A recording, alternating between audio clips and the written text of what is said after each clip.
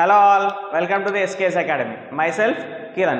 Today our discussion is about Newton's first law of motion. Right? I will try to make it easy to understand today. Right? Let's understand the concept.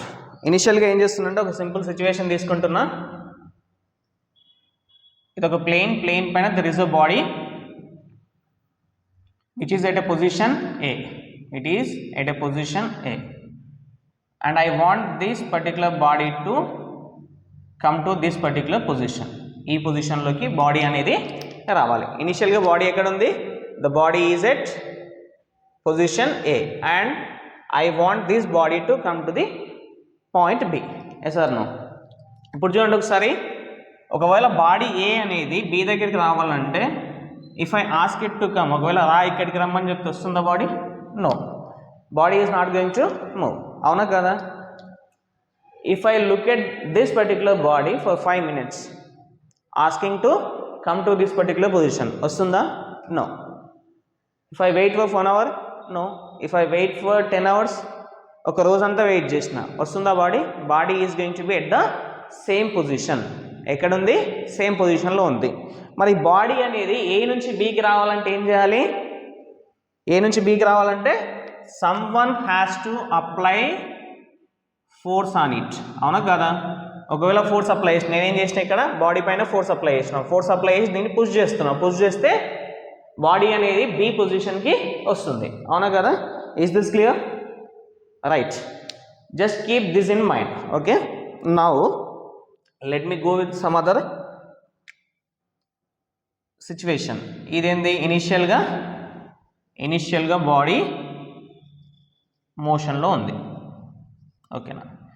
ఈ particular సిచ్యువేషన్లో ఏంటంటే there is a plane which is very smooth.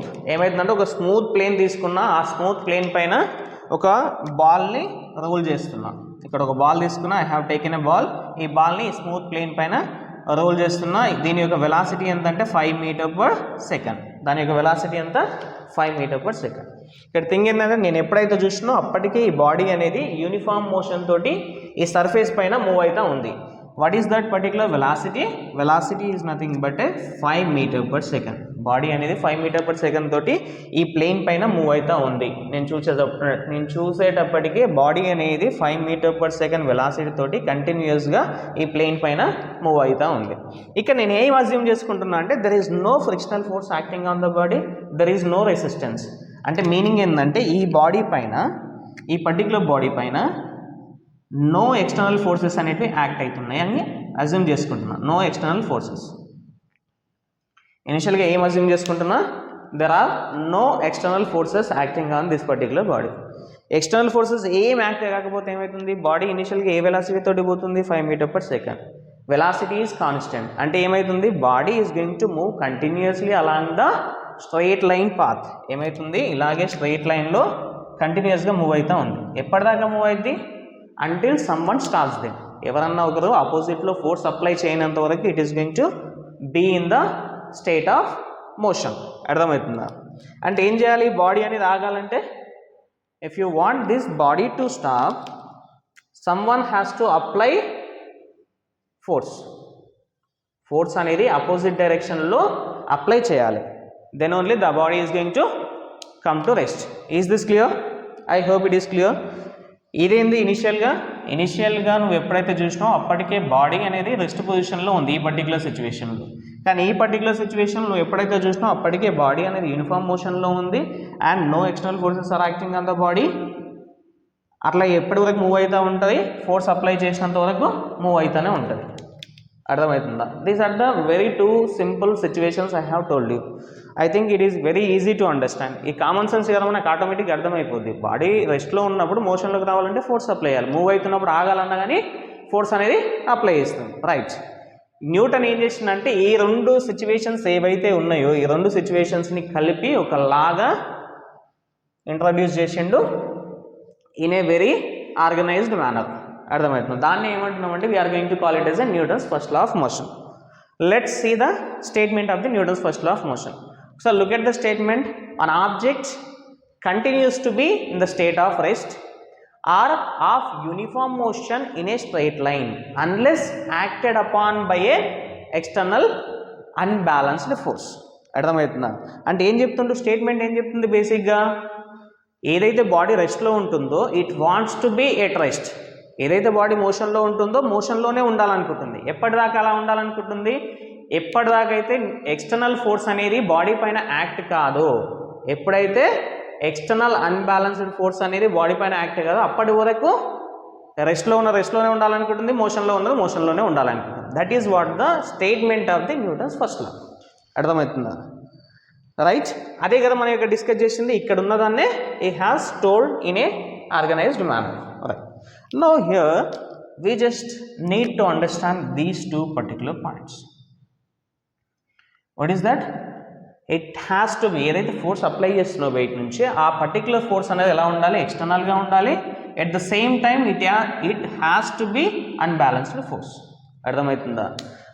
ఏదైతే force apply చేస్తున్నావు ఎక్స్టర్నల్గా ఉండాలి. External force అంటే బయట నుంచి force అనేది అప్లై చేయాలి ఒక బాడీ పైన. We need to apply the force from outside. అంటే is there any internal force basically? Yes, there are internal forces. Internal forces ఎందుకు ఉంటాయంటే ఇది ఒక బాడీ కదా, ఏదైనా ఒక బాడీ ఇలా అంటే made up of the particles, right? అంటే లోపల చిన్న పార్టికల్స్ ఉన్నాయా లేవా? పార్టికల్స్. రైట్. ఈ పార్టికల్స్ కూడా they are going to apply force on each other, అవునా కదా? ఈ పార్టికల్స్ కూడా ఒకదానిపైన ఒకటి ఫోర్సెస్ అప్లై చేసుకుంటాయి. There may be attraction forces, repulsion forces. మనం గుర్తుపెట్టుకోవాల్సిన థింగ్ ఏంటంటే ఎప్పుడే కానీ ఇంటర్నల్ ఫోర్సెస్ వీటిని ఏమంటామంటే లోపల ఉండే attraction or repulsion forces between the particles inside the matter, ఆ వాటిని ఏమంటాం? We are going to call them as internal forces. ఇంకో థింగ్ ఏంటంటే మనం గుర్తుపెట్టుకోవాల్సిన విషయం ఏంటంటే ఈ ఇంటర్నల్ ఫోర్సెస్ ఎప్పుడు కూడా బాడీని మోషన్లోకి తేలేవు. It can't change the state of rest or motion of a body. Internal forces ఎప్పుడు కూడా దాని యొక్క స్టేట్ని చేంజ్ చేయలేవు, ఆబ్జెక్ట్ యొక్క స్టేట్ని చేంజ్ చేయలేవు. That is what we need to understand. Now ఇప్పుడు ఈ బాడీ ఎక్కడ ఉంది? ఇనిషియల్గా రెస్ట్లో ఉంది. రెస్ట్లో ఉన్న బాడీ మోషన్లోకి రావాలంటే ఏం కావాలి? ఇప్పుడు this body initially is at rest. If you want this particular body to come in to motion you need to apply some external force. ఏం చేస్తున్నా? ఎక్స్టర్నల్ ఫోర్స్ అనేది అప్లై చేయాలి. ఇదేంది? This is the external force. External force apply చేసినప్పుడు మాత్రమే body అనేది దాని యొక్క స్టేట్ ఆఫ్ రెస్ట్ని కానీ మోషన్ని కానీ చేంజ్ చేసుకోవడానికి అవకాశం ఉంటుంది. That is what the state. I hope it is clear. And ఇంకొక థింగ్ చూస్తే నువ్వు పైన external forces done, external force అనేది అర్థమైపోయింది. But there is a word like unbalanced force. ఏమంటుండు? Unbalanced force. Let's see what it is. Unbalanced force అంటే బేసిక్గా ఏంటంటే ఒకవేళ బ్యాలెన్స్డ్ ఫోర్స్ అప్లై చేస్తే ఏమవుతుంది? State of rest or motion అనేది చేంజ్ కాదా? అబ్సల్యూట్లీ కాదు. ఎందుకంటే ఇక్కడ చూడండి ఒకసారి, బ్యాలెన్స్డ్ ఫోర్స్ అంటే ఏంటంటే బేసిక్గా దెర్ ఈజ్ ఎ బాడీ. ఈ బాడీ పైన ఏం చేస్తుందంటే 5 newtons I'm applying in this particular direction. This is the force applied on the body from this particular direction. At the same time ఇక్కడ నుంచి కూడా ఏం చేసిన 5 newtons ఆఫ్ ఫోర్స్ని అప్లై చేసిన. ఇనిషియల్గా ఎక్కడ ఉందంటే బాడీ రెస్ట్లో ఉందనుకుందాం. ఇనిషియల్గా ఎక్కడ ఉంది? బాడీ రెస్ట్లో ఉంది. ఈ రెస్ట్లో ఉన్నప్పుడు 5 newtons ఇటు నుంచి అప్లై చేసిన, 5 newtons ఇటు నుంచి అప్లై చేసిన, బాడీ యొక్క స్టేట్లో చేంజ్ అయిద్దా? రెస్ట్లో నుంచి మోషన్లోకి వస్తుందా? నో. ఎందుకంటే ఈ 5 newtons గెట్స్ క్యాన్సల్డ్ అవుట్. కాబట్టి body is going to remain at rest. ఇక్కడ ఏమవుతుంది? ఎక్స్టర్నల్ ఫోర్సెస్ యాక్ట్ అవుతున్నాయా లేవా? ఏదైతే స్టేట్మెంట్ చెప్పిండో ఎక్స్టర్నల్ ఫోర్స్ అనేది ఉంది, ఎక్స్టర్నల్ ఫోర్సెస్ ఉన్నాయి. బట్ ఈ ఎక్స్టర్నల్ ఫోర్సెస్ యొక్క రిజల్టెంట్ అనేది, వాటి యొక్క టోటల్ రిజల్టెంట్ ఫోర్స్ అనేది ఏమైంది? 0 అయింది. ఎందుకు? క్యాన్సల్ అయిపోయింది. అంటే ఈ బాడీ పైన యాక్ట్ అవుతున్న ఫోర్స్ ఏంది? ఈ బాడీ పైన నెట్ ఫోర్స్ అనేది 0. ఈ బాడీ పైన యాక్ట్ అవుతున్న నెట్ ఫోర్స్ ఎంత? 0. ఎప్పుడైతే there is no unbalanced force, ఈ అన్బ్యాలెన్స్డ్ ఫోర్స్నే నెట్ ఫోర్స్ కూడా అంటాం. నెట్ ఫోర్స్ ఎప్పుడైతే నెట్ ఫోర్స్ అనేది 0 అవుతుందో, then there is no change in the state of rest or motion of a body. That is what we need to understand. ఇది ఇనిషియల్గా ఒకసారి చూస్తే, ఒకవేళ మోషన్లోకి రావాలంటే ఎలా ఉండాలి? Either this particular force has to be more or this particular force has to be more. ఒకవేళ ఇది 10 newtons అప్లై చేసిన అనుకో, అప్పుడు ఏమవుతుంది? బాడీ అనేది అటు సైడ్ మూవ్ అవుతుంది. ఒకవేళ ఈ 5 newtons తీసేసి ఇక్కడ 5 newtons ఉంచి, if I apply 10 newtons here, then the body is going to move in this particular direction. ఎందుకు మూవ్ అవుతుంది అంటే there is the unbalance in the forces. అవునా కదా, ఇక్కడ సైడ్ ఏమో 5 న్యూటన్స్, అక్కడ సైడ్ ఏమో 10 న్యూటన్స్ అప్లై చేసినప్పుడు ఏమవుతుంది, body is going to move in this particular direction. That is because of the unbalanced forces. అవునా కదా, this is what the thing that we need to understand. ఇంకొక basic thing ఏంటంటే అర్థం చేసుకోవాల్సింది, ఇది రెస్ట్లో ఉన్నప్పుడు ఫోర్సెస్ అప్లై చేసిన సింపుల్ ఎగ్జాంపుల్. రెస్ట్లో ఉన్నప్పుడు ఎలా అంటే suppose there is a block, ఈ బ్లాక్ ఉంది, నేను ఏం చేస్తున్నా, I'm applying force here. Now look at this particular position, body అనేది రెస్ట్లో ఉందా, మూవ్ అవుతుందా? రెస్ట్లోనే ఉంది కదా. ఇక్కడ నుంచి ఎంత ఫోర్స్ అప్లై చేస్తున్నా, ఇక్కడ నుంచి కూడా సేమ్ అంతే ఫోర్స్ అప్లై చేస్తున్నా, కాబట్టి దీని యొక్క స్టేట్లో చేంజ్ అనేది లేదు. అర్థమవుతుందా? అదేవిధంగా ఏంటంటే ఒకసారి బాడీ మూవ్ అవుతుంది అనుకుందాం, there is a body which is in motion. అంటే I have taken a body, ఈ బాడీ ఏమవుతుందంటే it is initially moving with a uniform velocity. Uniform velocity ఎంత అంటే 5 మీటర్ పర్ సెకండ్ వెలాసిటీ తోటి మూవ్ అవుతుంది body already. ఏంటిది? Constant velocity, the velocity is constant, move అవుతూ ఉంది. ఇప్పుడు ఏం చేసిన అంటే దీనిపైన నేను I'm applying a force.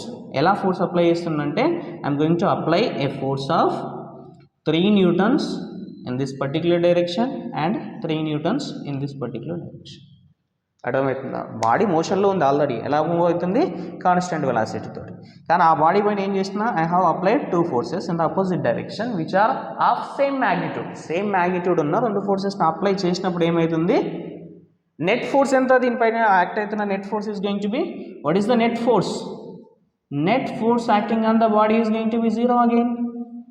Net force 0 అయినప్పుడు, నెట్ ఫోర్స్ అనేది ఎగ్జిస్టెన్స్ లేనప్పుడు బాడీ యొక్క స్టేట్ ఆఫ్ మోషన్ అనేది చేంజ్ అవుతుందా? కాదు. కాబట్టి it is going to move with the same velocity, same constant velocity. కాబట్టి ఒకవేళ బాడీ రెస్ట్లో ఉన్నది మోషన్లోకి రావాలన్నా, ఆర్ మోషన్లో ఉన్నది రెస్ట్లోకి రావాలన్నా కానీ you need to apply a unbalanced or net force on the body. Net force apply చేసినప్పుడే బాడీ అనేది మోషన్లోకి వస్తుంది. This is what exactly the statement says. We need to understand these 2 things clearly. External force అంటే ఏంది and unbalanced force అంటే ఏంది అర్థం చేసుకో. దీంతో పాటు I just wanted to tell 2 little things here. Just ఇది అబ్జర్వేషన్ అనమాట, ఒకసారి చూడండి. ఇనిషియల్గా if there is no external force acting on the body, no net external force acting on the body, అంటే F net అనేది ఎంత, 0 ఉంది. అంటే ఫోర్స్ యాక్ట్ కాకపోతే ఈ పర్టికులర్ సిచ్యువేషన్లో ఫోర్స్ యాక్ట్ కాలే అనుకుందాం. దర్ ఈజ్ అ బాడీ, ఇనిషియల్గా ఇది బాడీ, దీనిపైన ఏ ఫోర్స్ కూడా యాక్ట్ అవుతలేదు. ఏ ఫోర్స్ కూడా యాక్ట్ కాకపోతే ఏమవుతుంది, velocity is going to be constant. ఈ పర్టికులర్ సిచ్యువేషన్లో అయితే వెలాసిటీ 0 ఉంటుంది, ఏంది రెస్ట్ పొజిషన్లో ఉంది. అర్థమవుతుందా? Then what about the acceleration? If the velocity is constant, acceleration is going to be 0, right? Acceleration కూడా ఏమవుతుంది, 0 అవుతుంది. అవునా కదా? This is one way of understanding. అంటే ఒకవేళ ఇది రెస్ట్లో ఉన్న బాడీ, అదే మోషన్లో ఉన్న బాడీ తీసుకుందాం, యూనిఫామ్ మోషన్లో ఉందనుకుందాం. యూనిఫామ్ మోషన్ ఏంది, constant velocity 5 metre per second తోటి మూవ్ అవుతుంది. ఇప్పుడు ఈ బాడీ పైన నెట్ ఎక్స్టర్నల్ ఫోర్స్ అనేది 0 అయితే వెలాసిటీ అంతా కాన్స్టెంట్ అయితే యాక్సిలరేషన్ ఎంత, 0. యాక్సిలరేషన్ అంటే ఏంది, యాక్చువల్గా change in velocity by time. అవునా కదా? There is no change in velocity, కాబట్టి యాక్సిలరేషన్ ఎంత, 0, రైట్? ఇదే విధంగా next look at the some other part. అంటే దీన్ని వైస్ వర్సా, రివర్స్లో తీసుకుంటున్నా. ఇఫ్ ద యాక్సిలరేషన్ ఈజ్ 0, ఏంది, యాక్సిలరేషన్ అనేది 0 అయింది అనుకోండి, అంటే there is no acceleration in the body, అంటే బాడీ యొక్క వెలాసిటీ చేంజ్ అవ్వట్లే, డిక్రిమెంట్ కావట్లేదు, ఇంక్రిమెంట్ కావట్లేదు. అంటే యాక్సిలరేషన్ 0 అంటే మీనింగ్ ఏమన్నట్టు, బేసిక్గా వెలాసిటీ అనేది కాన్స్టెంట్ అని అర్థం. అవునా కదా? యాక్సిలరేషన్ అంటే ఏంది, చేంజ్ ఇన్ వెలాసిటీ. యాక్సిలరేషన్ అంటే ఏంది, చేంజ్ ఇన్ వెలాసిటీ. యాక్సిలరేషన్ 0 అంటే మీనింగ్ ఏమన్నట్టు, వెలాసిటీ ఏదైతే ఉందో అది కాన్స్టెంట్గా ఉంది అని అర్థం. అవునా కదా? అంటే వెలాసిటీ కాన్స్టెంట్గా ఉందంటే మీనింగ్ ఏమన్నట్టు, బాడీ అనేది ఇనిషియల్గా యాక్సిలరేషన్ లేదంటే ఈ పర్టికులర్ సిచ్యువేషన్లో వెలాసిటీ 5 మీటర్ పర్ సెకండ్ అయితే acceleration is going to be 0. Acceleration 0 అంటే ఏమన్నట్టు, బాడీ యొక్క వెలాసిటీ అనేది కాన్స్టెంట్గా ఉంది. బాడీ వెలాసిటీ కాన్స్టెంట్గా ఉందంటే అది ఎలా ఉంది, యూనిఫామ్ మోషన్లో ఉంది. యూనిఫామ్ మోషన్లో ఎప్పుడు ఉంటుంది, ఎప్పుడైతే నెట్ ఎక్స్టర్నల్ ఫోర్స్ అనేది 0 ఉంటుందో అప్పుడు మాత్రమే బాడీ అనేది యూనిఫామ్ మోషన్లో ఉండడానికి ఛాన్సెస్ ఉంటాయి. అవునా కదా? అంటే ఇక్కడ మనం గుర్తుపెట్టుకోవాల్సిన థింగ్స్ ఇవి. ఎప్పుడైతే there is no net external force acting on the body, the acceleration of that particular body is going to be 0. And vice versa, if the acceleration of the body is 0, the net forces acting on the body are going to be 0. That's it. That is what a clear explanation regarding the Newton's first law. The next video is going to be about inertia.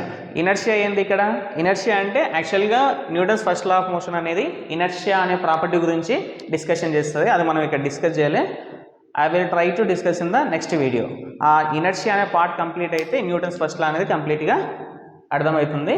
So do watch the next video compulsory. Right, thank you.